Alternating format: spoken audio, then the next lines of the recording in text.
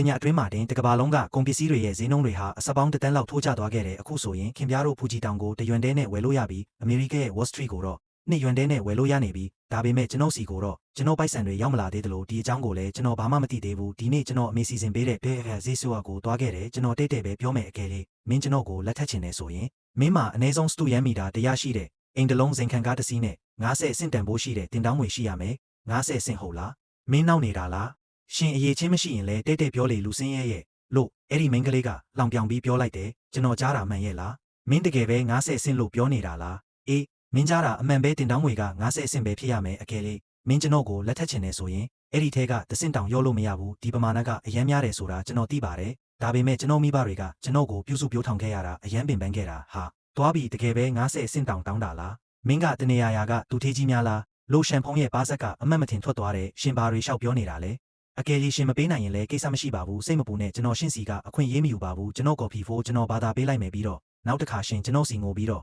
့တရွံပြည့်တင်တောင်းငွေယူလာရင်တောင်မှကျွန်တော်ရှင်းကိုဟုတ်ကဲ့လို့ပြောမှမဟုတ်ဘူးရှန်ဖုံးကခေါင်းပဲညင်းပြပြီးတလောက်ကိုတတန်းဝင်ငွေရတဲ့သူ့ရဲ့ခဲခဲနဲ့ပဲအလုပ်ကိုအာယုံဆိုင်ဖို့အိမ်ကိုပြန်လာခဲ့တယ်အဲ့ဒီအချိန်မှာပဲသူ့ဖုန်းကတုံခါလာတယ်ဟယ်လိုဘယ်သူလဲခင်ဗျမင်္ဂလာပါမစ္စတာရှန်ဖုံးနဲ့စကားပြောလို့ရမလားခင်ဗျဟုတ်ကဲ့ပြောနေပါတယ်ဘာကူညီပေးရမလ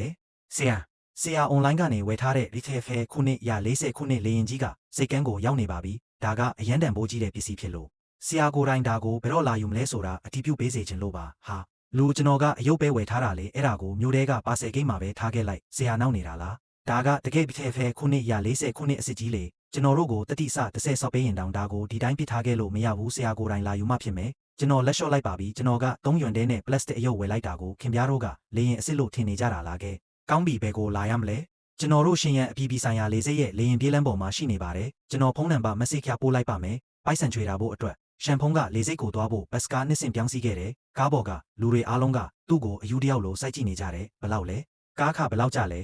လို့သူကမေးလိုက်တယ်ဟေ့လူငယ်မင်းအိတ်ရေးမဝသေးဘူးလားလို့ကားဆရာကလောင်ပြောတယ်ဒီဘက်ခေတ်ကလေးတွေကကျွင်းတွေအကြောင်းပြတဲ့ဟိုဇလန်တွဲတွေအရန်ကြည့်လုံးနေပြီသူတို့ကလက်တွေနဲ့အိမ်မက်ကိုခွဲမသိတော့ဘူးဟုတ်တယ်အခုခေတ်ကောင်လေးတွေကအရေးချင်းကမရှိပဲဟန်ကအရန်ကြီးကျင်တာလူငယ်ထီပေါက်မဲ့အိမ်မက်တွေမမနေနဲ့တော့ရိုးပေါ်မှာတင်ကြဲနဲ့သူထေးဖြစ်သွားတယ်ဆိုတာတွေကအလိန်ညာတွေကြီးပဲ9ရွန်လောက်အထိပြောနေတာတွေကအကုန်လိန်တွေအတိအကျပဲတိတ်တိတ်ဆိတ်ဆိတ်စာတင်ပြီးအလုပ်တစ်ခုခုရှာလိုက်စမ်းပါအကယ်၍မင်းတလောက်ကိုနှစ်စင်းလောက်တောင်ရှာနိုင်ရင်မင်းကန်ကောင်းပြီလို့သာမှတ်လိုက်တော့လူတွေရဲ့စကားကိုကြားပြီးရှန်ဖုံးတယောက်ဇွေးဇွာဖြစ်သွားတယ်ဒီလူတွေဒီနေ့ဘာဖြစ်နေကြတာလဲခုနကရိုဒကာဈေးဆိုးလာတဲ့မင်းကလေးကတင်တောင်းငွေ90စင့်တောင်းတဲ့အခုကားခမဲတာကိုလည်းငိုင်းကိုရာဇဝတ်မှုတစ်ခုခုကျူးလွန်ထားသလိုကြည့်နေကြပြန်ပြီးရှန်ဖုံးနေနေတော့ထွက်လာတယ်သူကအဝိစားဈေးပေါ်တာတွေဝတ်ထားတာသူ့ရဲ့တန်ဖိုးတစ်ခုလုံးကရွယ်နှင်းငယ်ပဲရှိမှာပါသူ့ကိုရောင်းစားရင်တောင်ပိုက်ဆံအများကြီးရမှာမဟုတ်ဘူးမင်းကဘယ်သူလဲရှင်ရန်ကမိဘမယ်ကလေးလားကားခမရှိရင်မြန်ဆန်းလို့စတိုင်ဝတ်စုံဝတ်ထားတဲ့လူတစ်ယောက်ကပြောလိုက်တယ်ဒါကိုကြားတော့ရှန်ဖုံးကအဲ့ဒီလူကိုဒေါသနဲ့ကြည့်ပြီးမင်းနေမကောင်းဘူးလားလို့မေးလိုက်တယ်ဒီမှာမေးစရာပါရှိလို့လဲကားခဘလောက်လဲ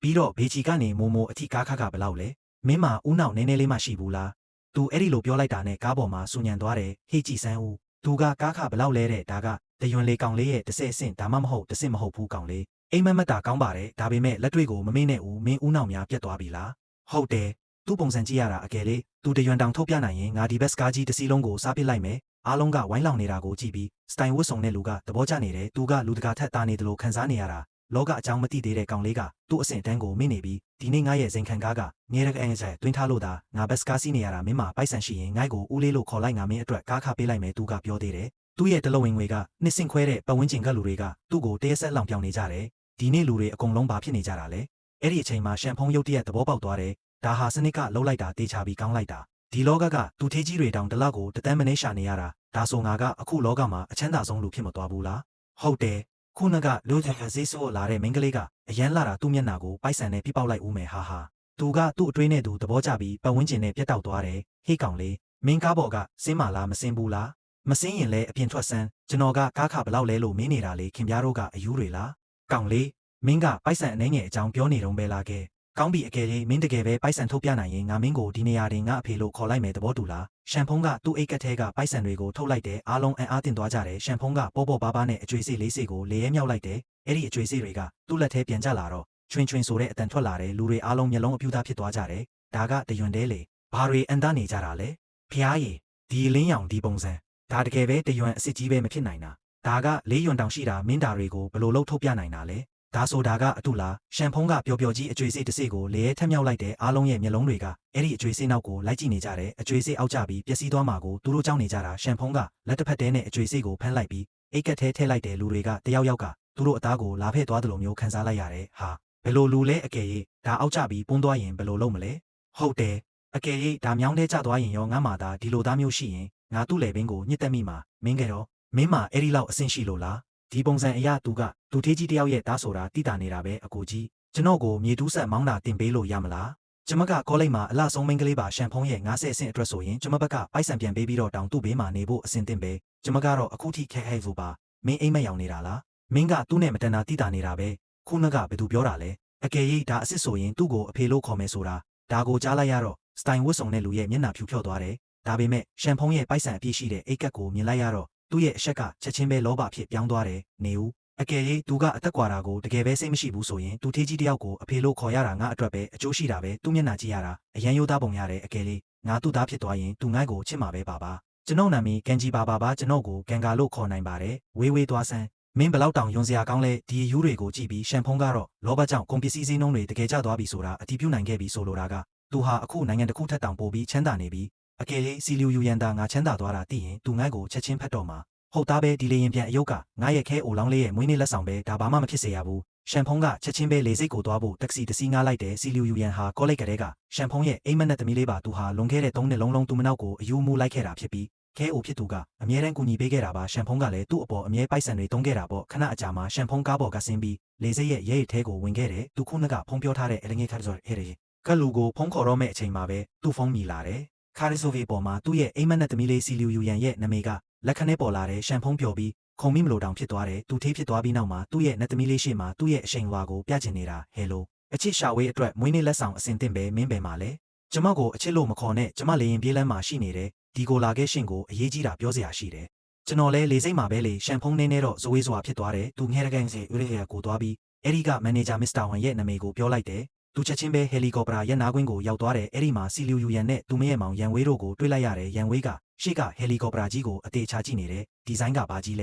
ဲဒါကကိုပိုင်လေရင်လေးဘလောက်တောင်အန်တာဖို့ကောင်းလဲယူရန်ရှာဝေးလေဒီမှာပဲလားကောင်းလိုက်တာကျမကိုလာမထိနဲ့ရှမ်ဖုံးကျမတို့လမ်းခွဲရအောင်ဘာတွေလျှောက်ပြောနေတာလဲဒီနေ့ရှာဝေးရဲ့မွေးနေ့မဟုတ်ဘူးလားကျမရှင်ကိုနောက်နေတာမဟုတ်ဘူးရှင်ကကျမနဲ့မတန်ဘူးသဘောပေါက်လားဟာအချစ်ရဲ့မနောက်ပါနဲ့ကျမမနောက်ဘူးကျမတို့လမ်းခွဲမယ်ရှမ်ဖုံးကသူ့အိတ်ကက်ထဲကအကျွေးစေးလေးစေးကိုတင်းဆုပ်ထားလိုက်တယ်သူ့မျက်လုံးထဲမှာဒေါသတွေထင်ထင်ရှားရှားပေါ်နေတယ်အကြောင်းပြချက်တစ်ခုလောက်ပေးပါဦးကျွန်တော်မင်းအပေါ်တစ်ခုခုမှားခဲ့လို့လားအင်းငါအမနဲ့တွဲနေတာ3နှစ်ရှိပြီဒါပေမဲ့ဒီနေ့ထိသူ့ကိုနှုတ်ခမ်းနီတစ်ချောင်းတောင်ဝယ်မပေးနိုင်သေးဘူးမင်းကငါခဲကိုဖြစ်ဖို့တန်တယ်လို့ထင်နေတာလားနံပါတ်1အသုံးမကျတဲ့ကောင်လို့ရန်ဝေးကပြောလိုက်တဲ့ရှမ်ဖုံးကတော့သူ့နှလုံးသားကိုအဲ့နဲ့ထိုးလိုက်တယ်လို့ခံစားလိုက်ရတယ်သူအရန်ဒေါသထွက်နေပြီဝေးပြောတာမှန်တယ်သူကမင်းအမနဲ့လက်ထပ်ဖို့မတန်ဘူးရှမ်ဖုံးကအတန်လာရာကိုကြည့်လိုက်တယ်အသက်30ခန့်ရှိတဲ့လူတစ်ယောက်ဟယ်လီကော်ပတာပေါ်ကဆင်းလာတယ်သူကစတိုင်လပြည့်နဲ့စီလီယူရန်ကိုဖတ်လိုက်တယ်ရန်ဝေးကလည်းရှမ်ဖုံးကိုစိုက်ကြည့်တယ်ခဲအိုနောက်ဆုံးတော့ရောက်လာပြီပေါ့မင်းကဘယ်သူလဲငါကဒီလေချောင်းလိုင်းကုမ္ပဏီရဲ့ငှဲ့ရော့စေပဲပြီးတော့သူမရဲ့ရေးစားတစ်လဲဟုတ်တယ်ဒီလေရင်ပြန်ကိုမြင်လားဒါငါဟာပဲဝေး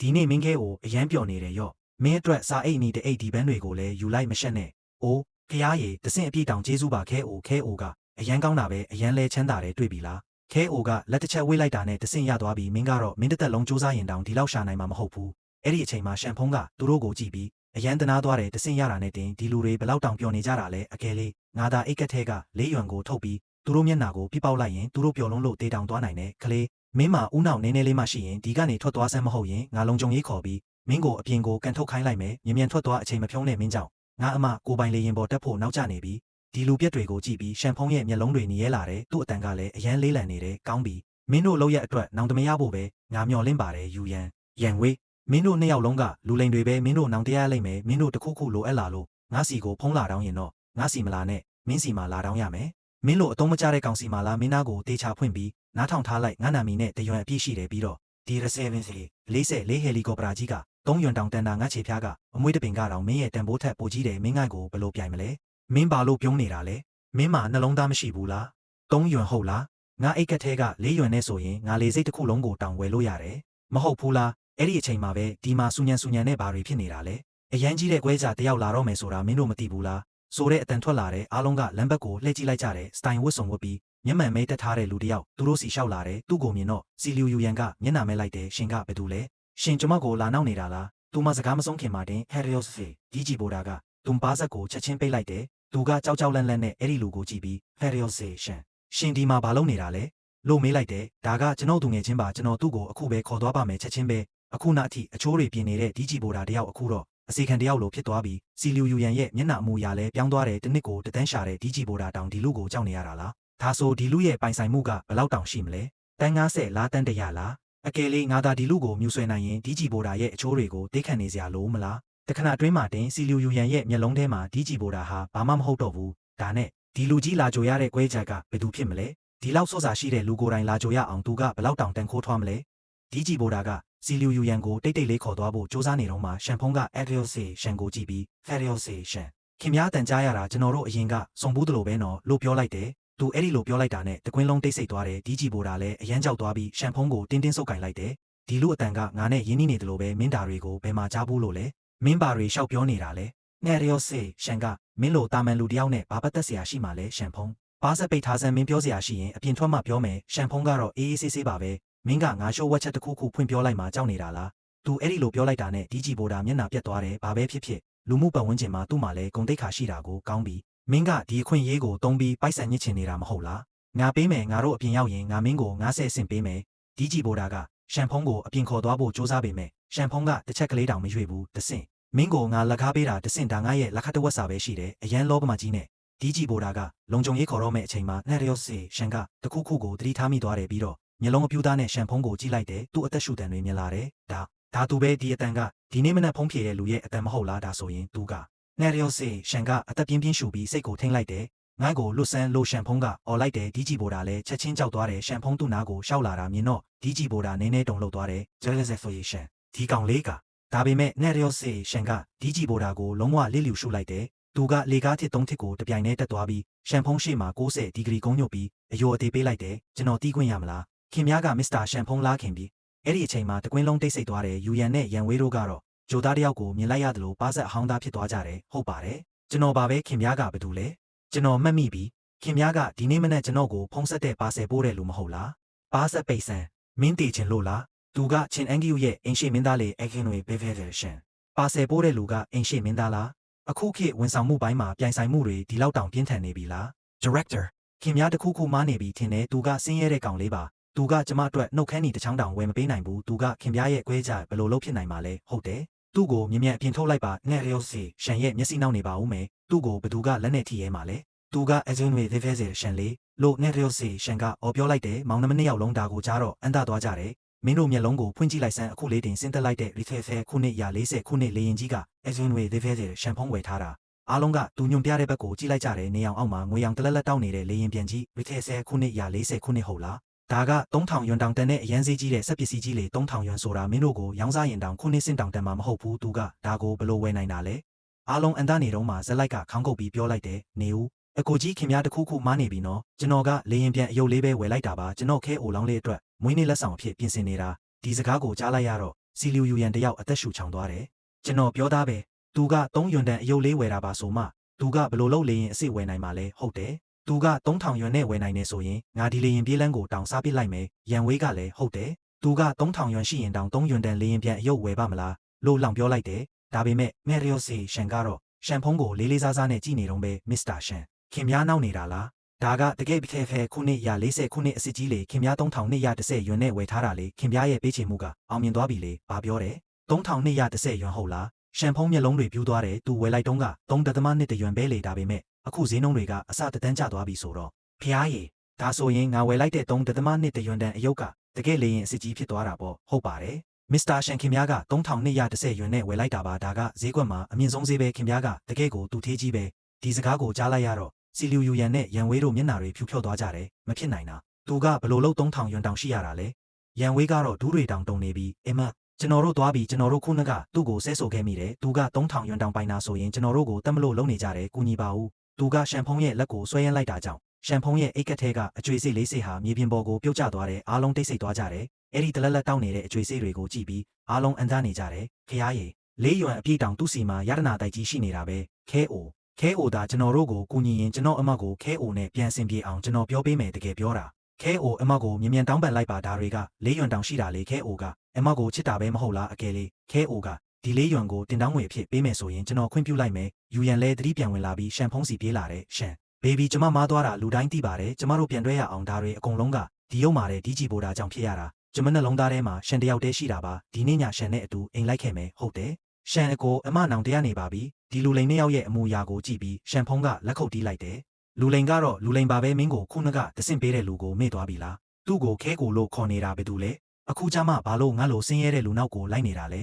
သူတို့နှစ်ယောက်လုံးဘာပြန်ပြောရမှန်းမသိတော့ဘူးအဲ့ဒီအချိန်မှာလုံခြုံရေးတွေရောက်လာတယ်ဒီကြည်ပိုတာကလည်းသူတို့နှစ်ယောက်ကိုအပြင်ထုတ်လိုက်မစ္စတာရှန်ရဲ့မျက်စိရှိကဖယ်ထုတ်လိုက်လို့အော်ပြောတဲ့ရန်ဝေးကဟယ်လီကော်ပတာရှိရာကိုပြေးပေမဲ့လုံခြုံရေးတွေကသူ့ကိုဖမ်းပြီးအပြင်ကိုဆွဲထုတ်သွားကြတယ်ယူရန်လဲမြေပြင်ပေါ်မှာလဲကြပြီးငိုယိုရင်းပါသွားတယ်နေဦးရှန်ဖုံးရဲ့အတန်ကြောင့်ဒီကြည်ပိုတာရင်ုံသွားတယ်အဲရီယိုစီရှန်ကဒီကြည်ပိုတာကိုစိုက်ကြည့်ပြီးဒီမှာအမိုက်တစ်ခုကျန်သေးတယ်ဒါကိုလည်းအပြင်ထုတ်လိုက်လို့ပြောလိုက်တယ် Josephation ခင်ဗျားနောက်နေတာလားကျွန်တော်ကကုမ္ပဏီ Feriose လေလို့သူကကြောက်ကြောက်နဲ့ပြောတယ် Feriose ဒီကြည်ခင်ဗျားမှာမိတ်မရှိတယ်မဟုတ်လားခင်ဗျားကုမ္ပဏီရဲ့ဂုဏ်သိက္ခာကိုဖျက်ဆီးနေတာပဲအခုကစားပြီးခင်ဗျားကိုအလောက်ကထုတ်ပစ်လိုက်ပြီးကျွန်တော်တောင်းပန်ပါတယ်တစ်ချိန်လောက်ပဲအခွင့်ရေးပေးပါဦးသူဘလောက်ပဲတောင်းပန်ပေမဲ့ Feriose ရှန်ကဂယုမဆိုင်ပဲသူ့ကိုအပြင်ကိုဆွဲထုတ်ခိုင်းလိုက်တဲ့ရှန်ဖုံးကသူ့ရဲ့လေးယွမ်ကိုပြန်ကောက်လိုက်တဲ့ Feriose ရှန်ရဲ့အတွင်းရေးမှုမလေးကဒါကိုကြည့်ပြီးဖျားရည်သူကလေးယွမ်ကိုတောင်အိတ်ထဲထည့်ပြီးရှောက်သွားနေတာလားသူကတကယ်ပဲသူထေးကြီးပဲလို့ရင်ခုန်စွာနဲ့တွေးနေတဲ့ရှန်ဖုံးကအကျွေးစေးတွေကိုလေထဲမြောက်ပြီးပြန်ဖမ်းလိုက်တဲ့ပုံကသူ့မမျက်လုံးထဲမှာအယမ်းကိုစတိုင်ကျနေတာကဲကောင်းပြီနောက်ပြောင်နေတာတော်တော့ဒီနေ့အတွက်ကျေးဇူးပဲခင်ဗျားကျွန်တော်ဒေါသကိုဖြေပေးလိုက်တာပဲဒါနဲ့ခင်ဗျားကျွန်တော်စီအလကားတော့လာတာမဟုတ်ဘူးမဟုတ်လားပြောစမ်းပါဦးဘာကိစ္စလဲအရင်ဆုံးထမင်းသွားစားကြတာပေါ့စားရင်းနဲ့ပြောမယ်သူတို့နှစ်ယောက်ကားနဲ့ထွက်သွားကြတယ်ဇင်ခံကော်ဖီဆိုင်တစ်ခုမှာကဲခင်ဗျားပြောလို့ရပြီဒီဖဲခုနှစ်ရ40ခုနှစ်ကိုခင်ဗျားဘာလုံးမှာလဲကျွန်တော်ဘာလုံးနိုင်မှာလဲအဲ့ဒီမှာပဲထားခဲ့မှာပေါ့ကျွန်တော်ကမောင်းမမောင်းတက်တာအယုတ်ကြီးတရုပ်လိုလေစိတ်မှာပဲရှိနေမှာပေါ့ခင်ဗျားဒါကိုအသုံးမပြုရင်တယောက်ယောက်ကိုဘာလို့ငားမချထားတာလဲခင်ဗျားရဲ့လေချောင်းလိုင်းမှာလေရင်တွေမရှိဘူးလားတကယ်ကိုမရှိတာပါကျွန်တော်တို့တစ်နှစ်ပတ်လုံးစူးစမ်းရှာရင်တောင်လေရင်တစင်းရဲ့အတောင်ပံတစ်ဖက်ဝယ်ဖို့တောင်မလောက်ဘူးခင်ဗျားကလေရင်တစင်းကို3000ယွမ်ကျော်နဲ့ငွေသားပြည့်ချေပြီးဝယ်နိုင်တာကအန်သားစရာပဲလေရင်တစင်းမဝယ်နိုင်ရင်အိမ်ပြန်ပြီးလေဘဲဆိုင်တော့ဗျာလို့ရှန်ဖုံးကနောက်ပြောင်လိုက်တယ်ဒီလောကကြီးကဘာတွေဖြစ်နေတာလဲကျွန်တော်တလောက်ကိုရမယ့်လက်စာနဲ့ဆိုရင်ခင်ဗျားတို့ကုမ္ပဏီတစ်ခုလုံးကိုအကျွေးစေးတွေနဲ့တောင်ဝယ်လို့ရတယ်ကဲကောင်းပြီခင်ဗျားကငားချင်နေဆိုရင်လဲငားတာပေါ့စကားတွေအများကြီးမပြောပါနဲ့တဲ့ပဲပြောတစ်နှစ်ကိုအမြတ်ဘယ်လောက်ရမလဲတစ်နှစ်ကို300ယွမ်လောက်ရပါမယ်ဘာပြောတယ်ကျွန်တော်က3230ယွမ်နဲ့ဝယ်ထားတာအရင်ပြန်ရဖို့တောင်10နှစ်စောင့်ရမှာလားမစ္စတာရှန်ဒါကဈေးကွက်ပေါက်ဈေးပါပဲလေရင်တစင်းရဲ့တက်တန်းကအနှစ်20ရှိတာလေကဲကောင်းပြီခင်ဗျားကျွန်တော်ကိုတစ်လ25ယွမ်ပေးနောက်အနှစ်20အထိအဲ့ဒီကြားမှာအဲ့ဒီလေရင်ကိုခင်ဗျားဘာလို့ကျွန်တော်ဘာမှမပြောဘူးသဘောတူတယ်အခုပဲစာချုပ်ချုပ်မယ်ဒါရဆက်ဆိုရှန်ကပျော်ရှင်စွာနဲ့စာချုပ်ကိုတင်လိုက်တယ်မစ္စတာရှန်ခင်ဗျားနဲ့အလုပ်လုပ်ရတာအရန်ပျော်ဖို့ကောင်းပါတယ်တစ်လ25ယွမ်နဲ့ဆိုရင်တော့ဒါကလဲလျောင်းပြီးပိုက်ဆံရင်နေရတယ်လို့ပါပဲဗျာမစ္စတာရှန်ခင်ဗျားနဲ့အလုပ်လုပ်ရတာအရန်ဝမ်းသာဖို့ကောင်းပါတယ်အကယ်လေးခင်ဗျားစီမှာနောက်ထပ်ဒီလိုမျိုးအသေးအဖွဲစီးပွားရေးလေးတွေရှိရင်လဲကျွန်တော်ကိုအာမနာတမ်းပြောပါဦးရှန်ဖုံးကတော့စိတ်ထဲမှာငါတော့တစ်လောက်ကို25ယွမ်ပုံမှန်ရမယ်ချင်းငွေစာချုပ်တစ်ခုရသွားပြီးဒီတိုင်းအိမ်မှာလဲနေရင်ပိုက်ဆံထိုင်ရုံပဲလားလို့တွေးနေတော့တယ်တစ်ဖက်မှာလဲစတိုင်ဝတ်စုံနဲ့အတွင်းရေးမှုမလေးကရှန်ဖုံးကိုလေးစားအားကြတဲ့မျက်လုံးတွေနဲ့ကြည့်နေတော့ပဲသူမစိတ်ထဲမှာဒီလူကတကယ့်ကိုထူးခြားတဲ့သူသေးပဲလေရင်ပြန်ကြီးကိုအယုတ်လိုဝယ်တယ်ပြီးတော့တစ်လ25ယွမ်ရတာကိုလည်းကျင်းနေနေသေးတယ်ဒါဟာအထက်တန်းလွှာတွေရဲ့အတွေးခေါ်မျိုးပဲဖြစ်ရမယ်လို့တီယိုတသေးမှတ်ချက်ချနေပါတော့တယ်